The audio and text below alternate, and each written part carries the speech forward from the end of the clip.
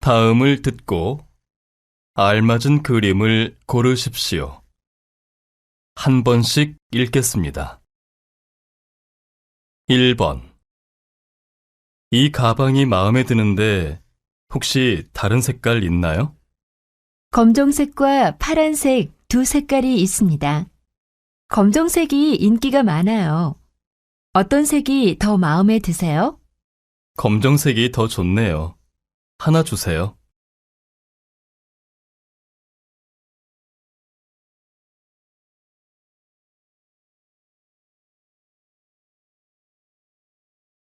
2번. 입구에 적혀있는 주의사항을 읽지 않았군요. 박물관에서 사진을 찍으면 안 됩니다. 죄송합니다. 몰랐어요. 이제 찍지 않을게요. 작품들은 눈으로만 감상해 주세요.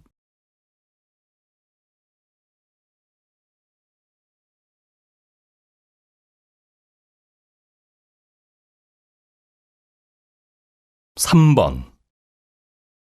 한국을 방문하는 외국인들은 무슨 목적으로 한국에 오는 걸까요? 한국통계청은 2010년과 2011년 한국을 방문하는 외국인을 대상으로 방문 목적을 조사했습니다. 2010년에는 휴가로 방문한다는 응답이 55%, 업무 및 출장이 31%, 기타가 14%였습니다. 반면 2011년에는 휴가가 42%로 다소 줄고 업무 및 출장이 동일하게 31%, 쇼핑이 9%, 교육이 5%, 기타가 13%로 나타났습니다. 2011년부터 쇼핑과 교육 목적 방문자가 생겼음을 알 수 있습니다.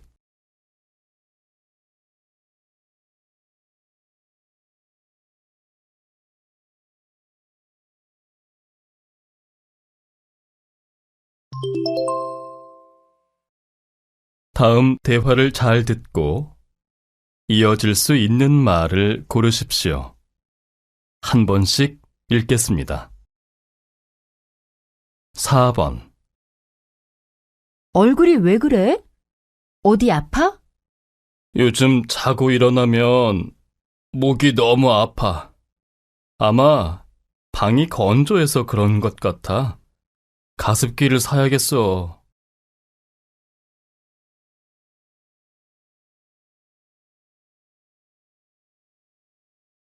5번. 수강 신청을 해야 하는데 어느 강의를 들어야 할지 잘 모르겠어요. 전에 한국 역사에 대해서 알고 싶다고 했잖아. 한국사의 이해를 들어보는 건 어때? 난 들어봤는데 재미있었어.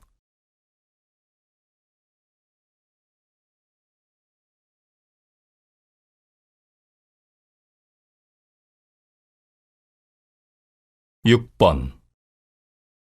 여보세요? 제가 그 휴대전화 주인인데요. 아까 지하철에 두고 내렸어요. 네. 제가 지하철에서 주워서 주인 찾아드리려고 분실물 신고센터에 가는 길이었어요. 직접 받으러 오시겠어요?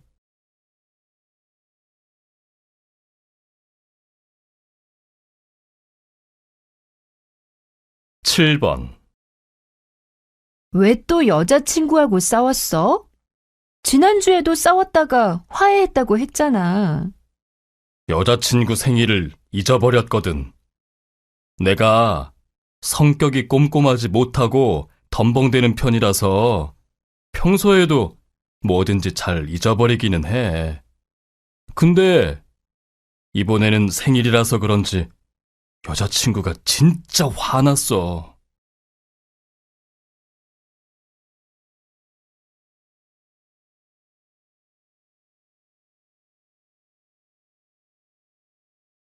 8번.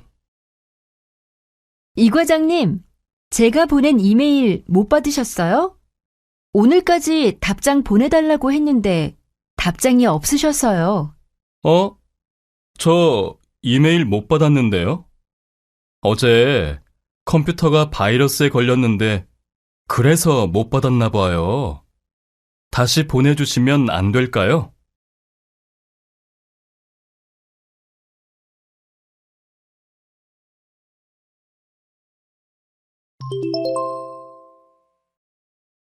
다음 대화를 잘 듣고 여자가 이어서 할 행동으로 알맞은 것을 고르십시오.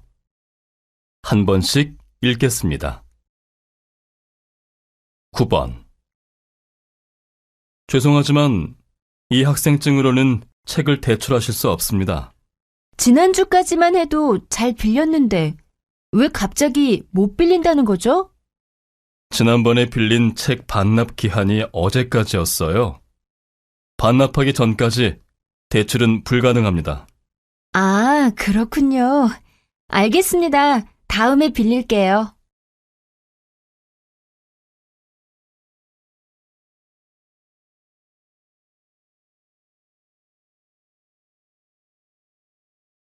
10번. 제가 얼마 전에 식당 할인 쿠폰을 받았는데요.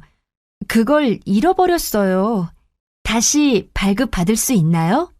아, 그러세요? 아직 사용하지 않으셨으면 재발급 가능합니다. 그럼 우편으로 보내드릴까요? 그런데 오늘 제가 식당에 갈 건데요. 혹시 오늘 내로 받을 수 있나요? 아, 그러면 어차피 온라인 회원 할인 쿠폰을 받으셨던 거니까 인터넷에서 프린트를 하시면 되겠네요.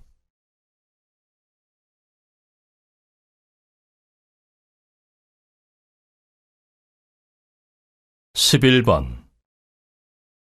거실 전등이 자꾸 어두워지는 것 같지 않아?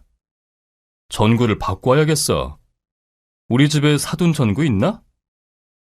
내가 전에 마트에 갔을 때 여러 개 사뒀는데 창고에서 한번 찾아봐. 가지고 올 때 의자도 가지고 와. 천장이 높아서 의자 위에 올라가야 바꿀 수 있거든.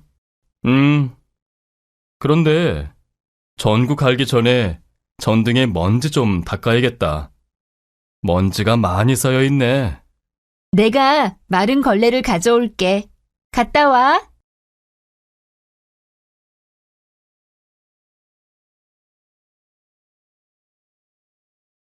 12번. 발표 준비는 다 됐나요? 네, 거의 끝나갑니다. 고객들이 참석하는 중요한 발표니까 철저히 준비하세요. 아, 회의실에 컴퓨터하고 프로젝터가 없을 거예요.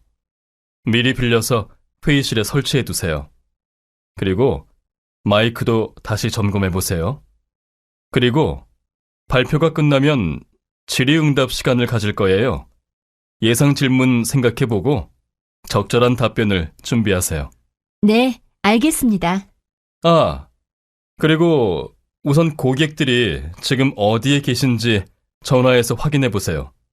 근처에 오셨으면 마중 나가야 하니까요.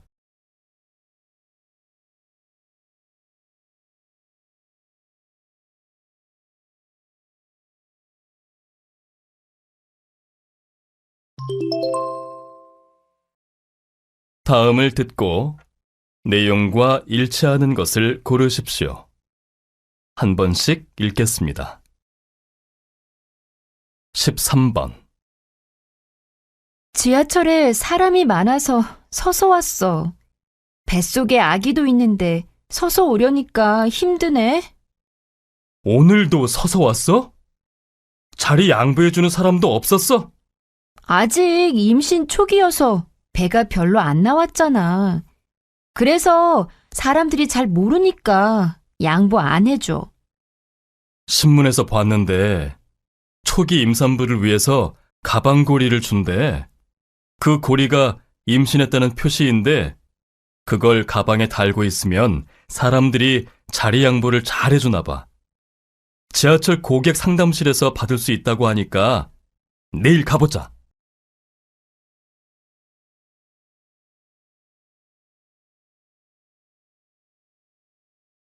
14번.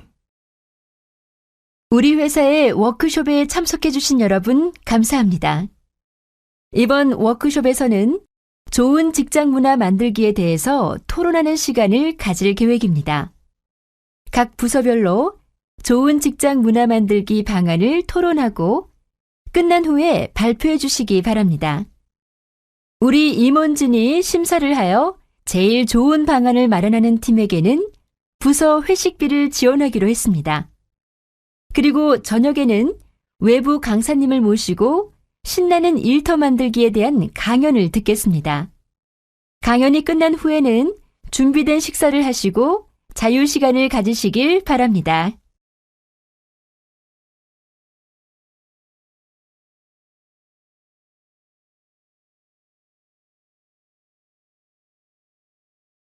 (15번) 추웠던 겨울이 지나고 따뜻한 봄이 찾아오면서 등산객들이 많아졌습니다. 하지만 눈이 녹으면서 낙석 사고가 자주 일어나므로 각별히 조심하셔야겠습니다. 지난 18일 북한산에서는 부서진 바위가 굴러떨어져 등산객이 숨지는 사고가 있었습니다. 기온이 오르면 눈이 녹아 바위 틈 사이로 물이 스며드는데 물이 얼었다 녹았다 반복하면 큰 바위라도 쉽게 부서질 수 있습니다.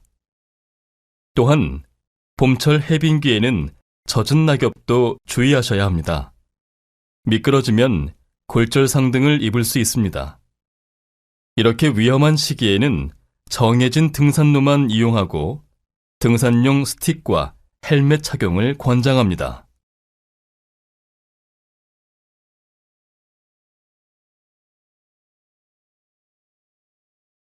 (16번) 요리사들은 주방에서 항상 유니폼을 입는데요.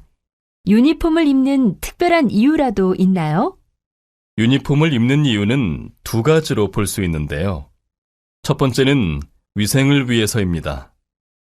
요리사 모자는 머리가 눈을 가리지 않게 하고 음식에 머리카락이 들어가는 것을 방지합니다. 또한 목에 매는 손수건은 흐르는 땀이 음식에 들어가지 않게 하기 위함입니다. 두 번째는 요리사들의 안전을 위해서입니다. 주방에서는 불을 많이 사용하는데요. 긴 바지, 긴 소매 상의를 입어 화상을 방지합니다. 또 주방 바닥은 매우 미끄럽기 때문에 미끄럼 방지 부츠를 신기도 합니다. 그리고 하얀색 요리사 유니폼은 요리사의 상징이기도 하죠.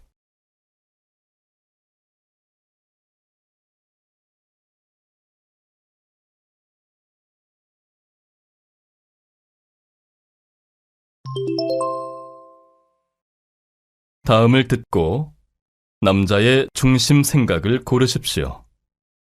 한 번씩 읽겠습니다. 17번. 대학교를 졸업하고 대학원에 가서 더 공부를 하고 싶기는 한데 경제적으로 여유가 없어서 취직을 해서 돈을 벌어야 할 것 같아요. 취직을 하고 싶은 이유가 단지 돈 때문이라면 진학해서 하고 싶은 공부를 해. 돈은 대학원 다니면서 아르바이트를 해서 벌면 되지. 자신이 하고 싶은 일이 있어서 취직한 사람도 힘들어하는데 억지로 일하면 얼마나 힘들겠어. 대학원에 진학해서 공부하다 보면 취직하고 싶은 분야가 생길 거야. 그때 가서 취직을 해도 늦지 않아. 하지만 부모님께 눈치도 보이고 일단 취직을 하는 게 더 마음이 편할 것 같아요.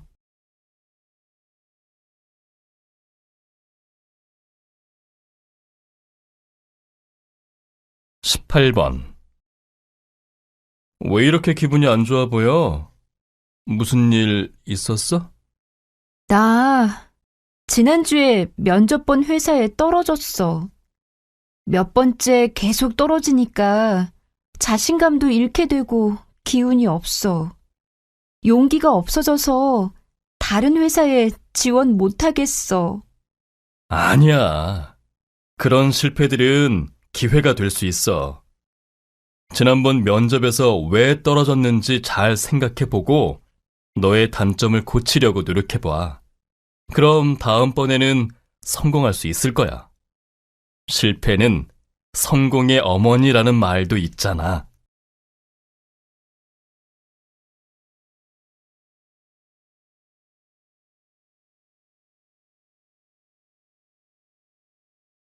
19번.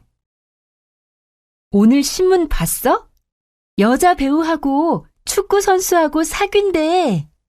아, 나도 봤어. 두 사람이 데이트하는 장면을 사진 찍었더라. 사진 찍으려고 한 달 동안 그 배우 집 앞에서 숨어서 기다렸대. 그런 사진을 찍으면 여러 사람들에게 화제가 되니까 찍는 것 같은데 남의 사생활을 그렇게 침해하는 게 옳은 일일까? 아무리 사람들의 관심을 많이 받는 연예인이라고 해도 너무 사적인 부분까지 공개되는 것은 좋지 않은 것 같아.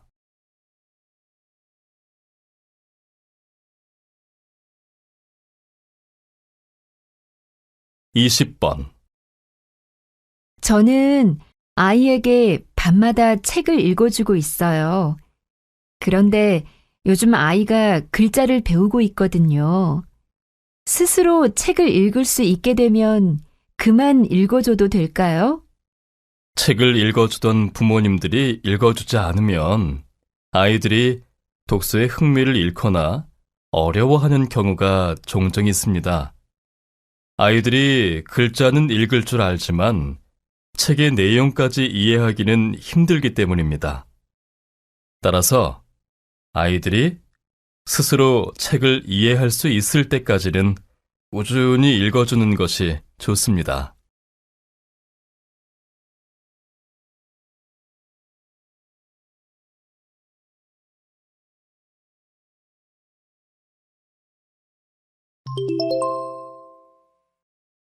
'다음을 듣고 물음에 답하십시오. 2번씩 읽겠습니다. 신문 기사에서 봤는데 미국에서 작년 한 해 동안 애완동물에게 쓴 돈이 60조래요. 한국도 꽤 많은 돈을 쓸 것 같아요. 요즘은 1인 가구나 핵가족이 많으니까 외로움을 달래는 방법으로 애완동물을 많이 키운다고 해요. 60조에는 애완동물을 살 때 드는 비용보다 사료비나 병원비 등이 더 많이 차지하고 있대요. 이렇게 애완동물을 키우는데 돈이 많이 드니까 예쁘다고 키우다가 돈 많이 든다고 버리는 사람도 있는 것 같아요. 그러니까 애완동물을 키우기 전에는 아플 때 병원비를 내줄 수 있는지, 계속 같이 살 수 있는지, 밥은 제때 줄 수 있는지 충분히 생각해 봐야 해요. 책임감 없이 키우기 시작하면 동물에게 큰 상처를 줄 수 있어요. 다시 들으십시오. 신문 기사에서 봤는데 미국에서 작년 한 해 동안 애완동물에게 쓴 돈이 60조래요. 한국도 꽤 많은 돈을 쓸 것 같아요. 요즘은 1인 가구나 핵가족이 많으니까 외로움을 달래는 방법으로 애완동물을 많이 키운다고 해요. 60조에는 애완동물을 살 때 드는 비용보다 사료비나 병원비 등이 더 많이 차지하고 있대요. 이렇게 애완동물을 키우는데 돈이 많이 드니까 예쁘다고 키우다가 돈 많이 든다고 버리는 사람도 있는 것 같아요. 그러니까 애완동물을 키우기 전에는 아플 때 병원비를 내줄 수 있는지, 계속 같이 살 수 있는지, 밥은 제때 줄 수 있는지 충분히 생각해 봐야 해요. 책임감 없이 키우기 시작하면 동물에게 큰 상처를 줄 수 있어요. 21번.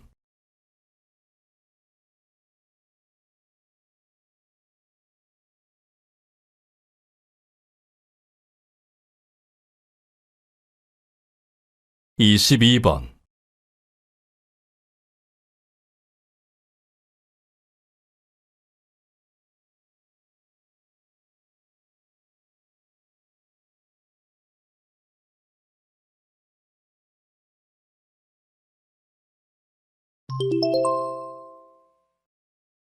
다음을 듣고 물음에 답하십시오.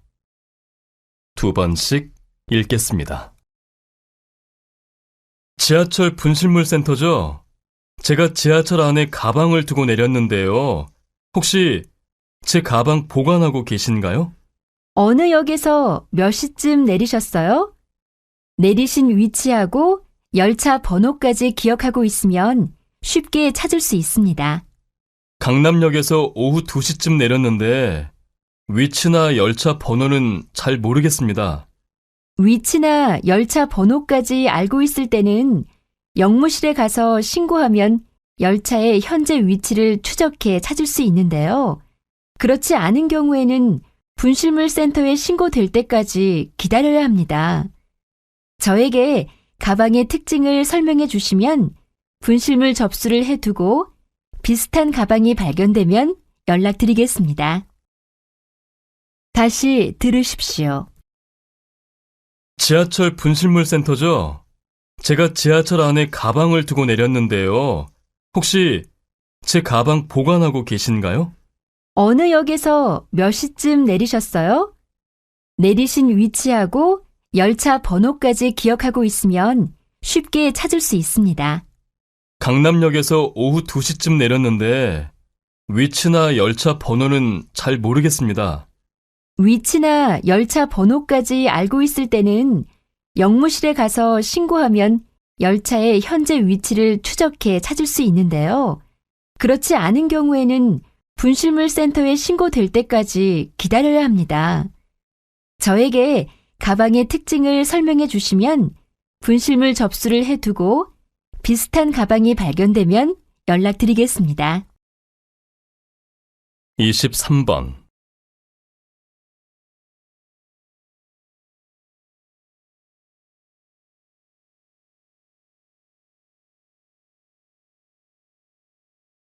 (24번)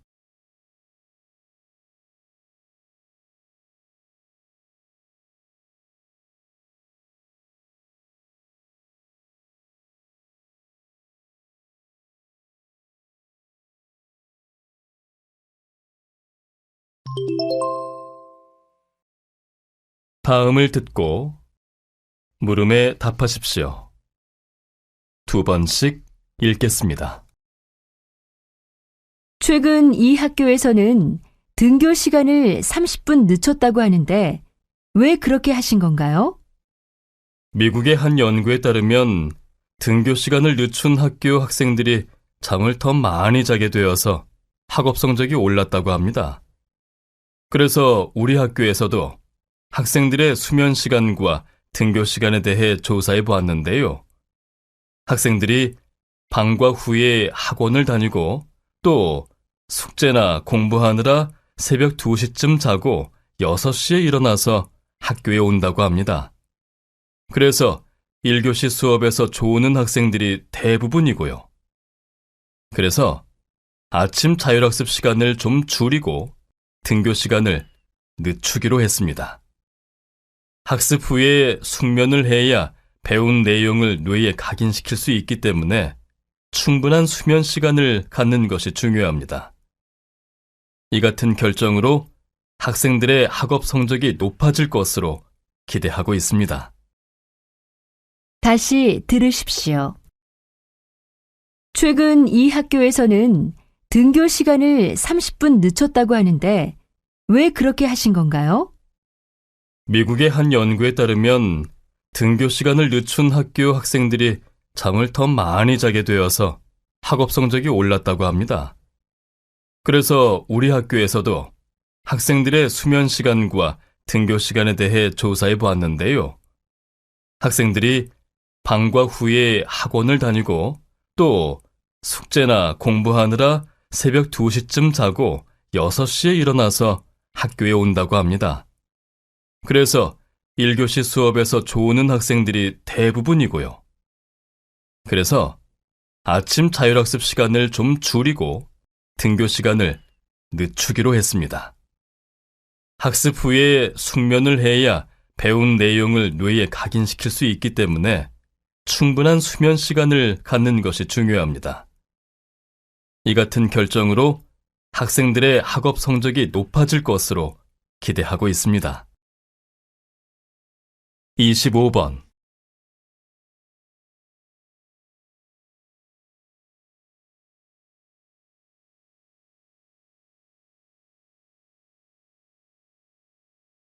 26번.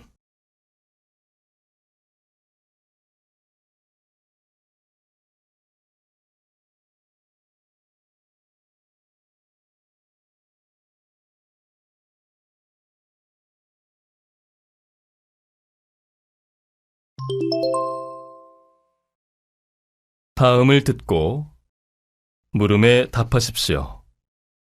2번씩 읽겠습니다. 나는 한국장학재단에서 매 학기 국가장학금을 신청하고 있어.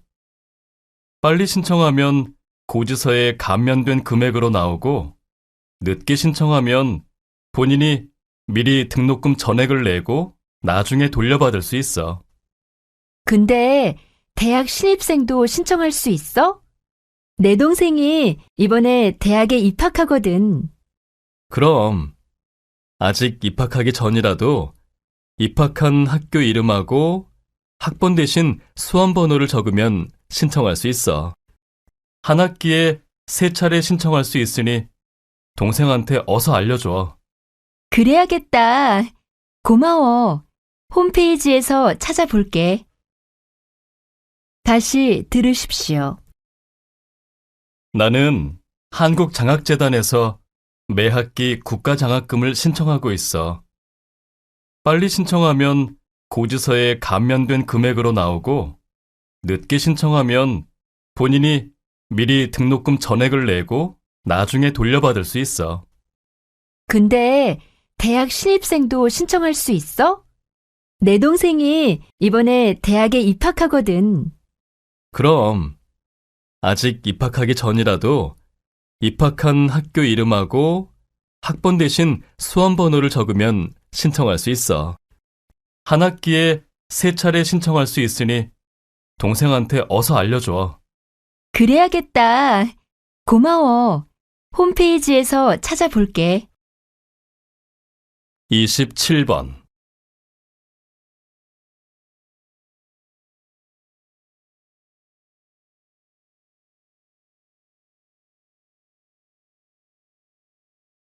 28번.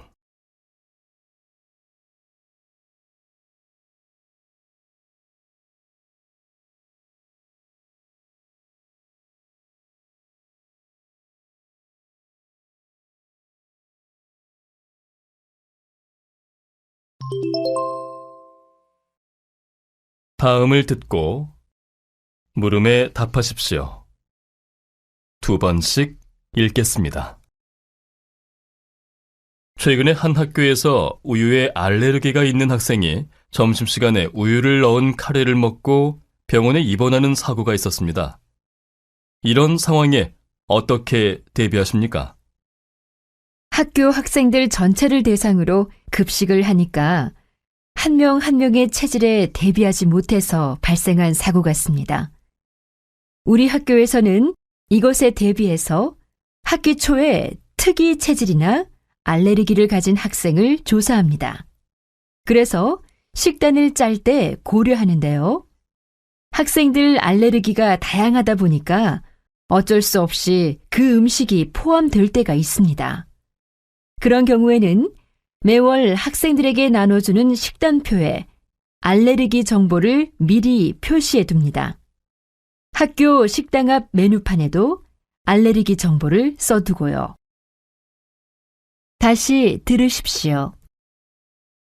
최근에 한 학교에서 우유에 알레르기가 있는 학생이 점심시간에 우유를 넣은 카레를 먹고 병원에 입원하는 사고가 있었습니다.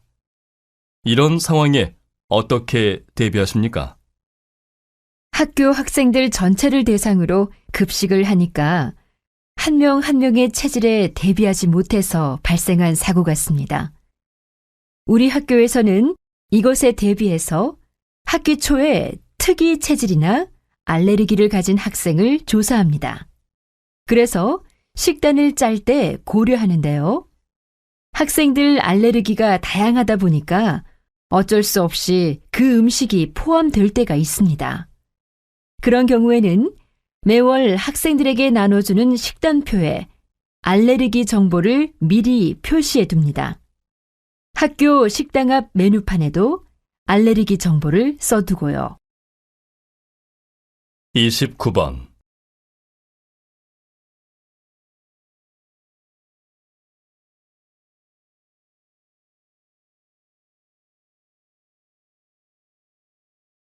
(30번)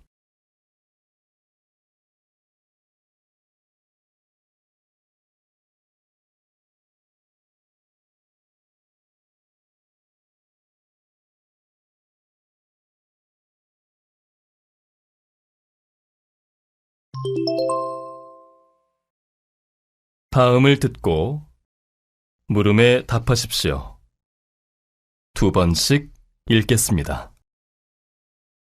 국어도 제대로 모르는 어린아이들을 유학을 보내는 것이 바람직한 현상으로 보이지는 않는데 이 현상을 어떻게 보십니까?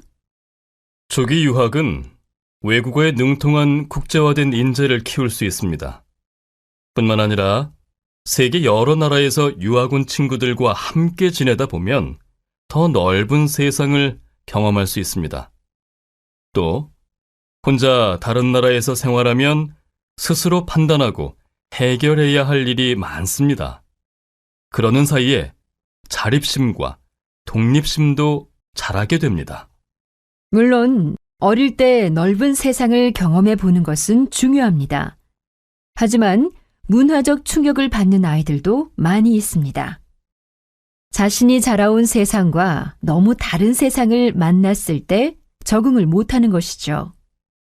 그리고 혼자 살면서 자립심과 독립심이 자라는 아이들도 있지만 오히려 보호자가 없는 상태에서 일탈하는 아이들도 많습니다. 이런 여러 부작용을 무시할 수 없습니다. 부작용을 우려하는 입장은 이해하지만 요즘 같은 국제화 시대에 외국어를 잘할 수 있다면 감수해야 할 부분이라고 생각합니다. 다시 들으십시오. 국어도 제대로 모르는 어린아이들을 유학을 보내는 것이 바람직한 현상으로 보이지는 않는데 이 현상을 어떻게 보십니까? 조기 유학은 외국어에 능통한 국제화된 인재를 키울 수 있습니다. 뿐만 아니라 세계 여러 나라에서 유학 온 친구들과 함께 지내다 보면 더 넓은 세상을 경험할 수 있습니다. 또 혼자 다른 나라에서 생활하면 스스로 판단하고 해결해야 할 일이 많습니다. 그러는 사이에 자립심과 독립심도 자라게 됩니다. 물론 어릴 때 넓은 세상을 경험해 보는 것은 중요합니다. 하지만 문화적 충격을 받는 아이들도 많이 있습니다. 자신이 자라온 세상과 너무 다른 세상을 만났을 때 적응을 못하는 것이죠.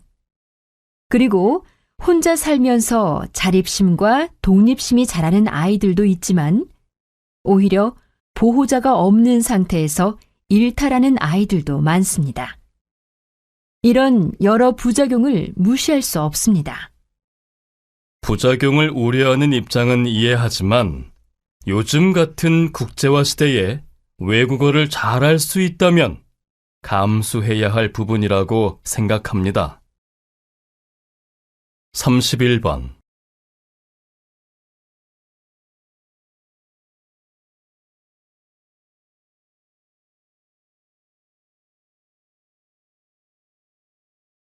(32번)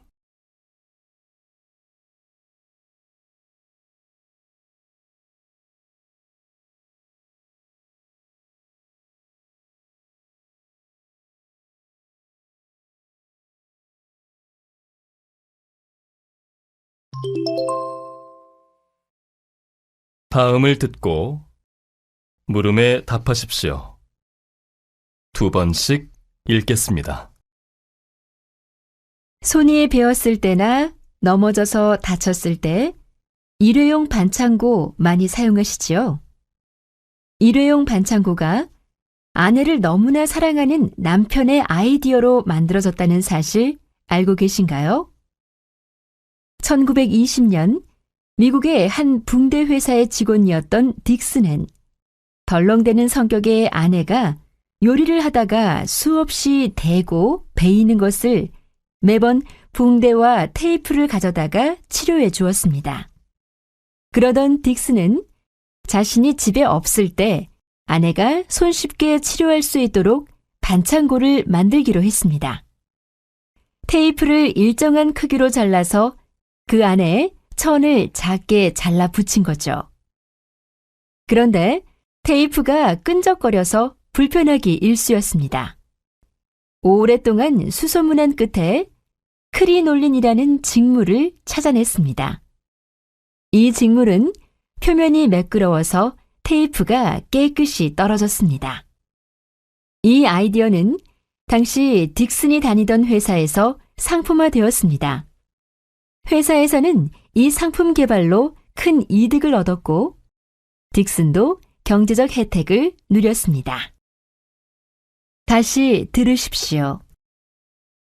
손이 베었을 때나 넘어져서 다쳤을 때 일회용 반창고 많이 사용하시지요?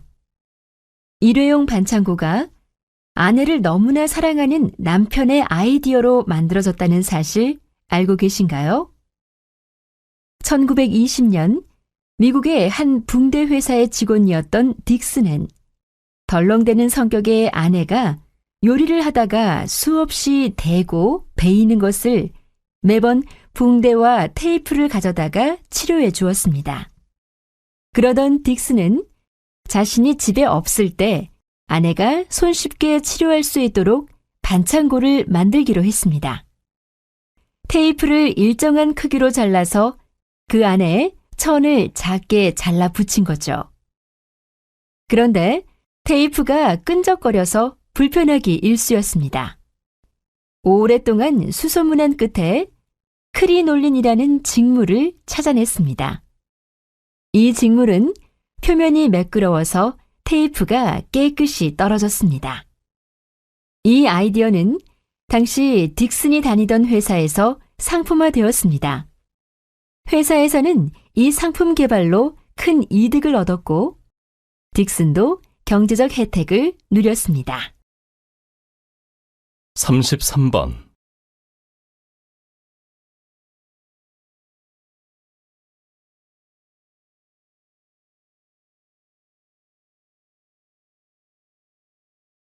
(34번)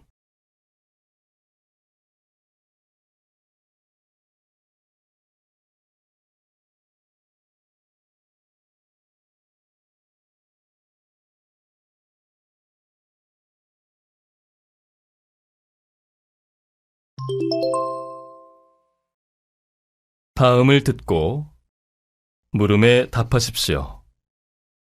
2번씩 읽겠습니다. 독서하기 좋은 계절인 가을입니다. 우리 구청에서는 독서의 계절을 맞이하여 구민들의 독서 문화 확산 운동을 하고 있습니다. 그중 하나로 작가와의 대화를 하고 있는데요. 이번 달에는 책 읽는 즐거움의 작가 김철중 씨를 모시고 독서를 통해 성공적인 인생을 사는 법이라는 주제로 이야기해 보겠습니다. 김철중 씨는 독서의 힘과 필요성, 진정한 독서가 의미하는 바가 무엇인지, 그리고 올바른 독서법에 대해 이야기해 주실 겁니다. 유명 대기업을 퇴사한 후 책 읽기를 통해 유명 작가이자 강사로 변신한 김철중 씨가 들려주는 인생 이야기와 그만의 독서 방법 등의 노하우도 들어볼 것입니다. 이번 행사에는 누구나 무료로 참가할 수 있으며 자세한 사항은 구청 교육지원과로 문의하면 됩니다. 다시 들으십시오. 독서하기 좋은 계절인 가을입니다. 우리 구청에서는 독서의 계절을 맞이하여 구민들의 독서 문화 확산 운동을 하고 있습니다. 그중 하나로 작가와의 대화를 하고 있는데요. 이번 달에는 책 읽는 즐거움의 작가 김철중 씨를 모시고 독서를 통해 성공적인 인생을 사는 법이라는 주제로 이야기해 보겠습니다. 김철중 씨는 독서의 힘과 필요성, 진정한 독서가 의미하는 바가 무엇인지, 그리고 올바른 독서법에 대해 이야기해 주실 겁니다.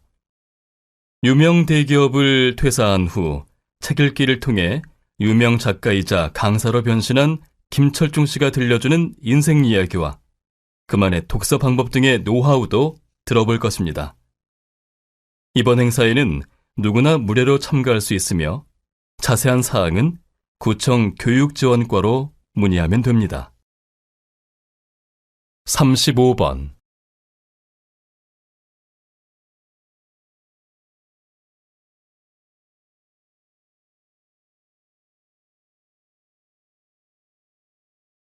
36번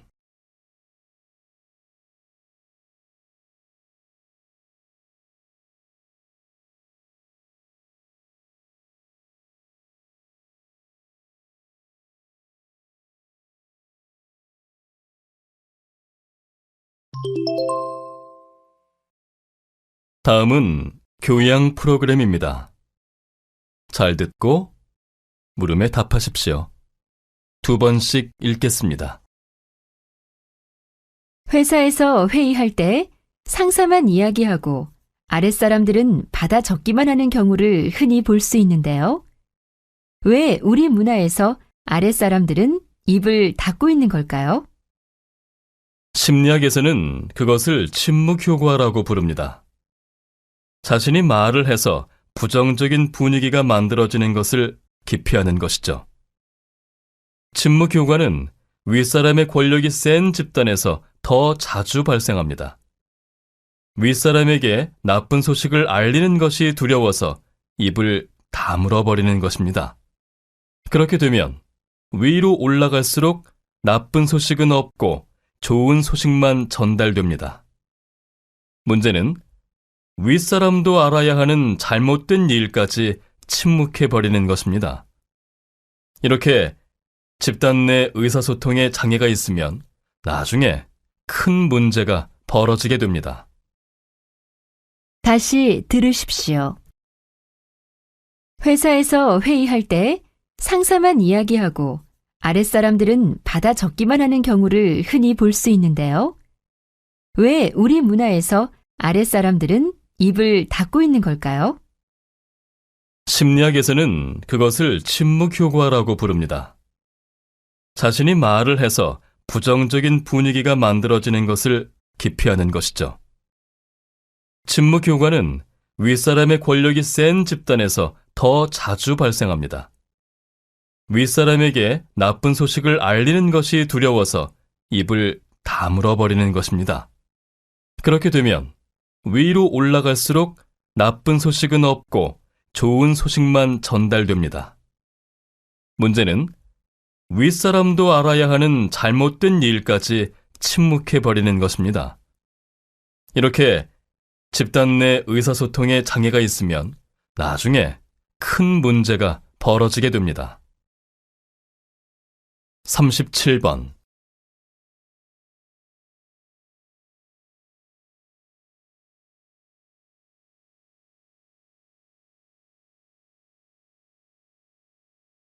38번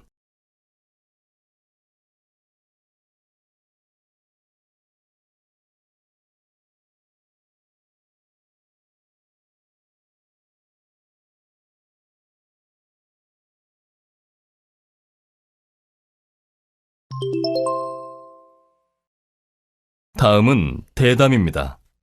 잘 듣고 물음에 답하십시오. 2번씩 읽겠습니다. 우리는 스트레스가 몸에 나쁜 것이라고만 믿었는데 박사님의 실험 결과는 스트레스를 유익한 것이라고 생각하면 오히려 신체는 즐거움을 경험했을 때와 비슷하게 반응한다는 것을 말해주는군요. 네, 스트레스를 받을 때의 변화를 몸이 어려움에 대응하는 과정이라고 긍정적으로 생각하면 스트레스 반응이 건강하게 바뀌는 것입니다. 또 하나 재미있는 것은 스트레스는 사람들을 사회적으로 만든다는 것입니다. 스트레스를 받을 때 나오는 호르몬인 옥시토신의 별명은 포옹 호르몬입니다. 옥시토신이 포옹할 때 나오는 호르몬이기도 하기 때문입니다. 스트레스는 다른 사람에게 의지하고 싶은 마음을 들게 하는데 이런 마음이 결국 우리를 사회적으로 만드는 것이죠. 다시 들으십시오. 우리는 스트레스가 몸에 나쁜 것이라고만 믿었는데 박사님의 실험 결과는 스트레스를 유익한 것이라고 생각하면 오히려 신체는 즐거움을 경험했을 때와 비슷하게 반응한다는 것을 말해주는군요. 네. 스트레스를 받을 때의 변화를 몸이 어려움에 대응하는 과정이라고 긍정적으로 생각하면 스트레스 반응이 건강하게 바뀌는 것입니다. 또 하나 재미있는 것은 스트레스는 사람들을 사회적으로 만든다는 것입니다. 스트레스를 받을 때 나오는 호르몬인 옥시토신의 별명은 포옹 호르몬입니다. 옥시토신이 포옹할 때 나오는 호르몬이기도 하기 때문입니다. 스트레스는 다른 사람에게 의지하고 싶은 마음을 들게 하는데 이런 마음이 결국 우리를 사회적으로 만드는 것이죠. 39번.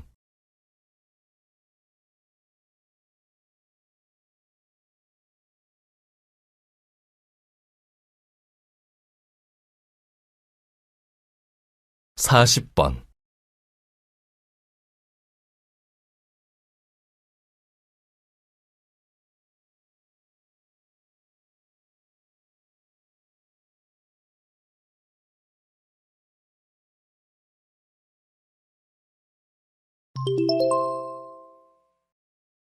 다음은 강연입니다. 잘 듣고 물음에 답하십시오. 2번씩 읽겠습니다. 사람은 모두 예술가로 태어납니다. 예술가라고 하면 재능을 가지고 태어났거나 엄청난 훈련을 받은 사람이라고 생각합니다. 하지만 우리는 모두 잠재된 예술가의 기질을 가지고 있습니다. 사람들에게 어린 시절 가장 즐거웠던 경험을 말하라고 하면 친구와 병원놀이를 하던 것, 필름 카메라로 사진을 찍어 인화하던 것 등을 말합니다. 모두 예술을 경험한 것이죠. 아이들은 자신의 즐거움을 위해 예술을 합니다. 하지만 우리가 성인이 되고 직업을 갖게 되면서 예술에 대한 제재를 받습니다. 연극을 하고 싶다, 그림을 그리고 싶다, 이런 얘기를 하면 주변 사람들은 이렇게 반응합니다. 왜? 뭐하러?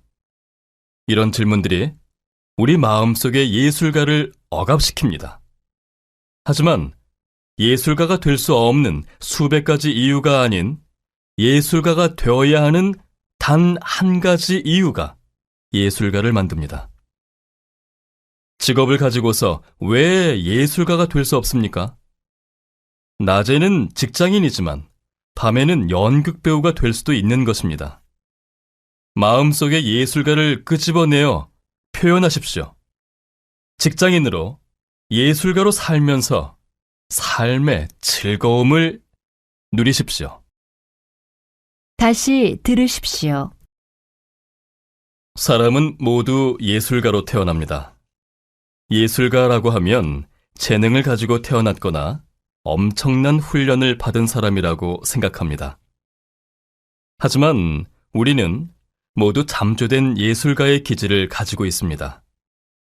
사람들에게 어린 시절 가장 즐거웠던 경험을 말하라고 하면 친구와 병원놀이를 하던 것, 필름 카메라로 사진을 찍어 인화하던 것 등을 말합니다.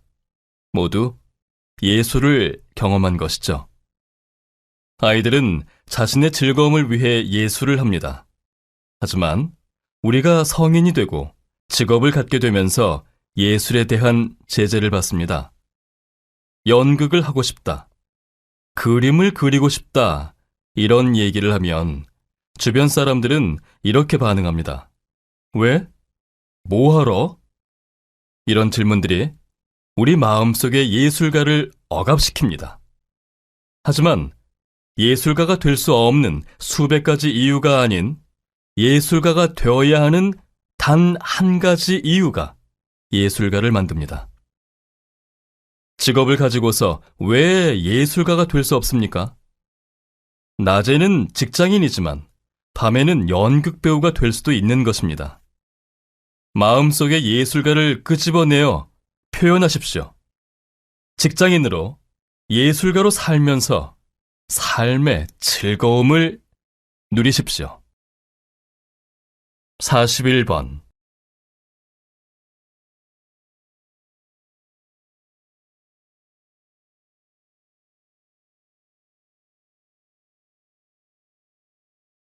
사십이 번.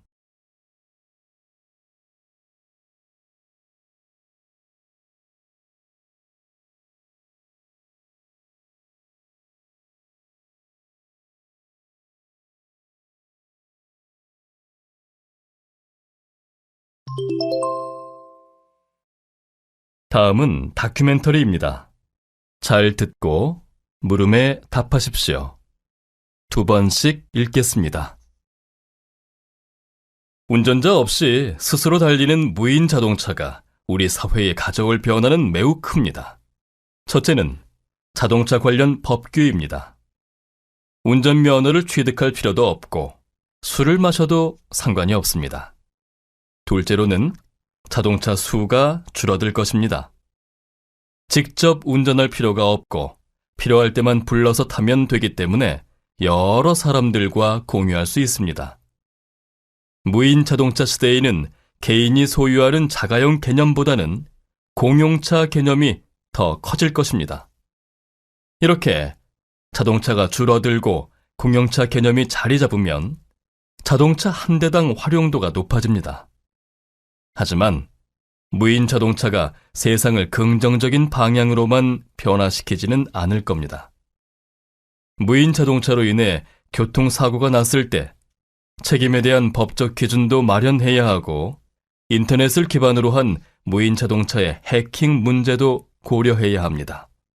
또 무인 자동차가 도입이 되어 운전자가 더 이상 필요 없게 되면 택시나 버스 운전기사의 실업 문제에 대한 대책도 있어야 합니다. 큰 변화를 일으킬 수 있는 기술인 만큼 성급하지 않게 기반 시설과 대책을 마련하면서 도입되어야 합니다. 다시 들으십시오. 운전자 없이 스스로 달리는 무인 자동차가 우리 사회에 가져올 변화는 매우 큽니다. 첫째는 자동차 관련 법규입니다. 운전면허를 취득할 필요도 없고 술을 마셔도 상관이 없습니다. 둘째로는 자동차 수가 줄어들 것입니다. 직접 운전할 필요가 없고 필요할 때만 불러서 타면 되기 때문에 여러 사람들과 공유할 수 있습니다. 무인 자동차 시대에는 개인이 소유하는 자가용 개념보다는 공용차 개념이 더 커질 것입니다.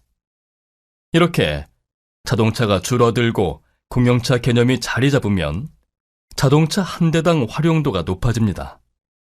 하지만 무인 자동차가 세상을 긍정적인 방향으로만 변화시키지는 않을 겁니다.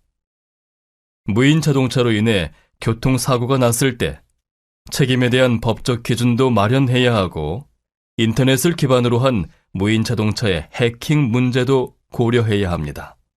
또 무인 자동차가 도입이 되어 운전자가 더 이상 필요 없게 되면 택시나 버스 운전기사의 실업 문제에 대한 대책도 있어야 합니다. 큰 변화를 일으킬 수 있는 기술인 만큼 성급하지 않게 기반 시설과 대책을 마련하면서 도입되어야 합니다. 43번.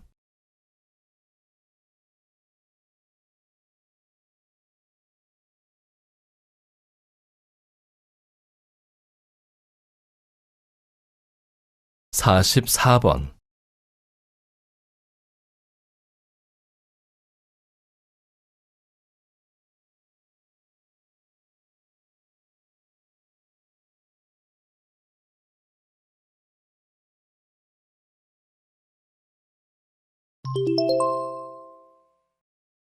'다음은 강연입니다.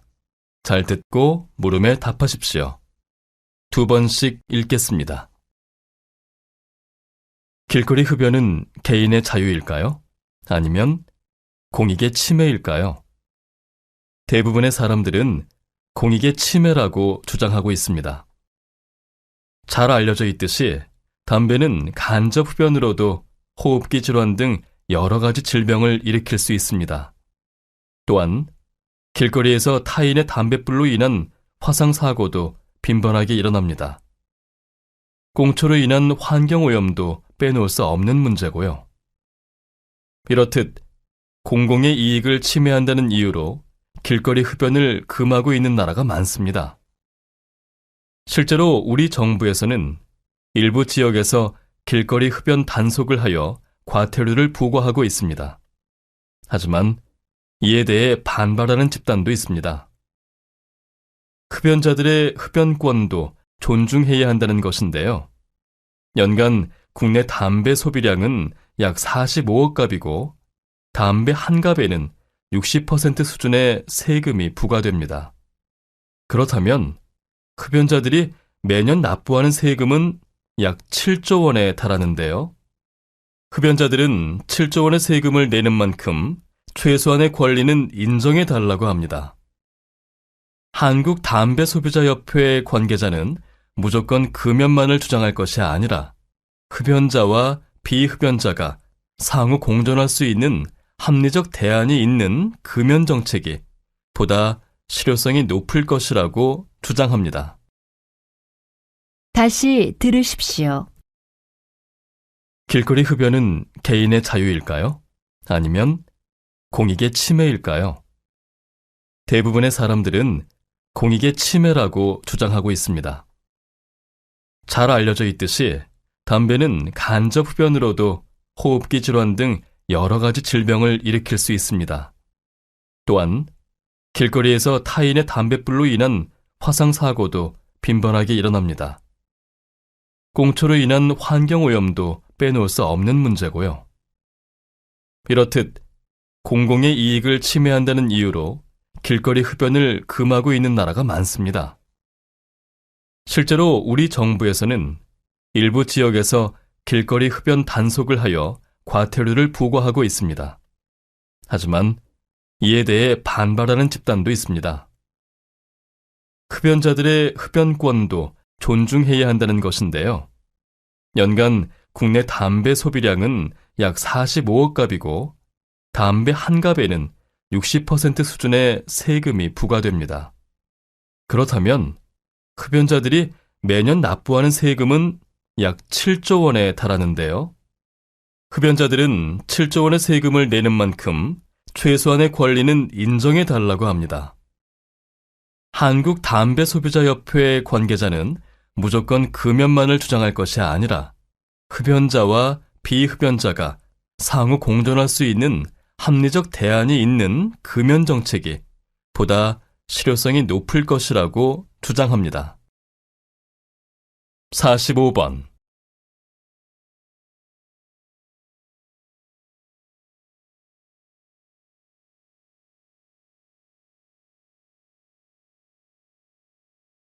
(46번)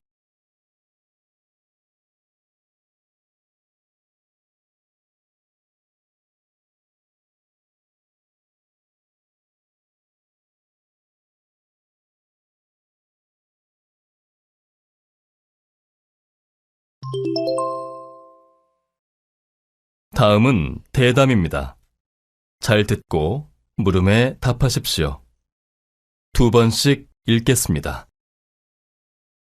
일정 연령이 되면 임금을 줄이는 대신 정년은 보장하는 임금 피크제에 대해서 여러 의견들이 있는데요.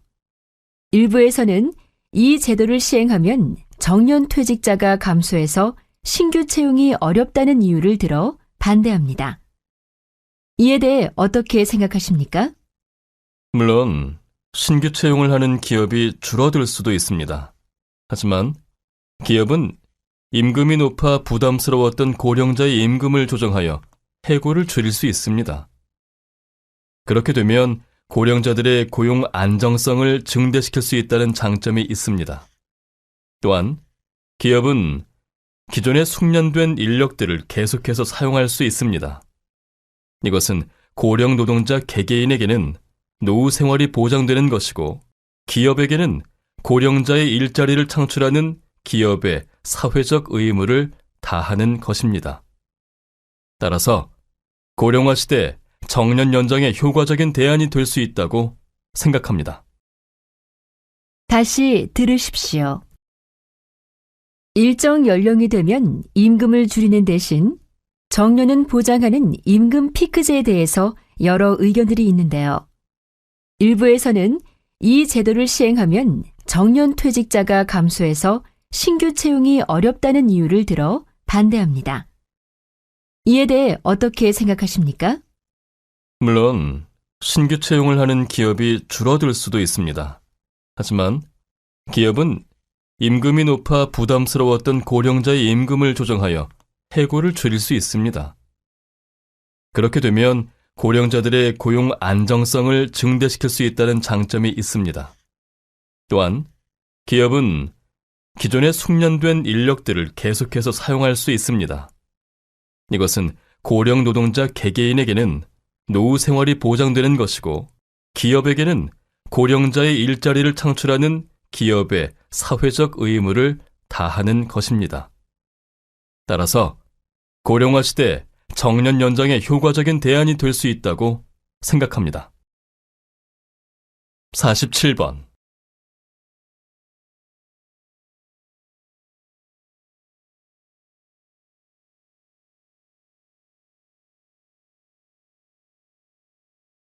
(48번)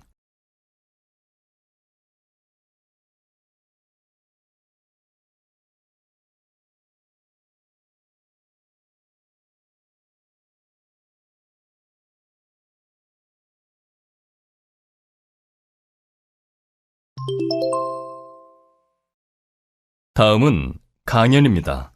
잘 듣고 물음에 답하십시오. 2번씩 읽겠습니다. 오늘 강의에서는 돈과 행복의 상관관계에 대해서 알아보도록 하겠습니다.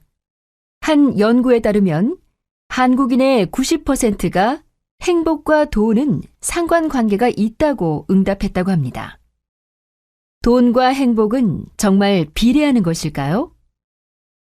많은 사람이 높은 수입이 행복에 영향을 준다고 믿고 있지만 그것은 환상에 불과합니다. 한 다큐멘터리에서 행복과 돈이 비례하는가에 대해 연구해 봤는데요. 월 수입이 450만 원이 될 때까지는 행복감이 비례하여 증가하지만 450만 원이 넘어가면서부터는 수입에 비례하여 행복감이 증가하지 않았습니다. 오히려 행복감이 떨어졌죠.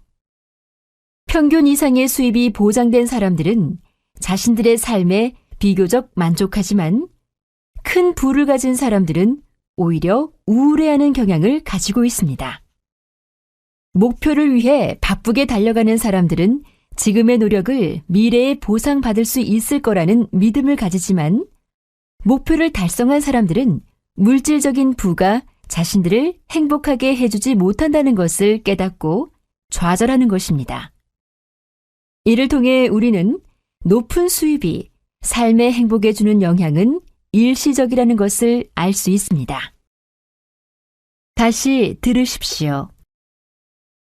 오늘 강의에서는 돈과 행복의 상관관계에 대해서 알아보도록 하겠습니다. 한 연구에 따르면 한국인의 90%가 행복과 돈은 상관관계가 있다고 응답했다고 합니다. 돈과 행복은 정말 비례하는 것일까요? 많은 사람이 높은 수입이 행복에 영향을 준다고 믿고 있지만 그것은 환상에 불과합니다. 한 다큐멘터리에서 행복과 돈이 비례하는가에 대해 연구해 봤는데요. 월 수입이 450만 원이 될 때까지는 행복감이 비례하여 증가하지만 450만 원이 넘어가면서부터는 수입에 비례하여 행복감이 증가하지 않았습니다. 오히려 행복감이 떨어졌죠. 평균 이상의 수입이 보장된 사람들은 자신들의 삶에 비교적 만족하지만 큰 부를 가진 사람들은 오히려 우울해하는 경향을 가지고 있습니다. 목표를 위해 바쁘게 달려가는 사람들은 지금의 노력을 미래에 보상받을 수 있을 거라는 믿음을 가지지만 목표를 달성한 사람들은 물질적인 부가 자신들을 행복하게 해주지 못한다는 것을 깨닫고 좌절하는 것입니다. 이를 통해 우리는 높은 수입이 삶의 행복에 주는 영향은 일시적이라는 것을 알 수 있습니다. 49번.